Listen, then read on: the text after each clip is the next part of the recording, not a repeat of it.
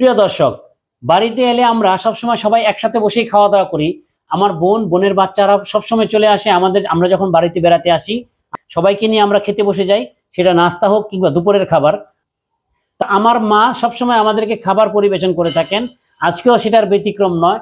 উপরে পিছনে আমার বাবাকে দেখতে পাচ্ছেন আপনারা। আমার বাবা সবসময় হাসি খুশি একজন মানুষ, ওনার জন্য সবাই দোয়া করবেন। তো প্রিয়জনদের সাথে সবসময় যে কোনো খাবারই হোক, সেটা ভাত মাছ কিংবা পান্তা ভাতও যদি হয়, আসলে সেটা অনেক মজার খাবার। আমরাও এখানে মজার খাবারের আয়োজন করা হয়েছে, আমরা সেটা আপনাদেরকে নাইবা দেখালাম। আর দেখালেও কোনো সমস্যা নাই, আমি জাস্ট একটু দেখাচ্ছি, দেখুন।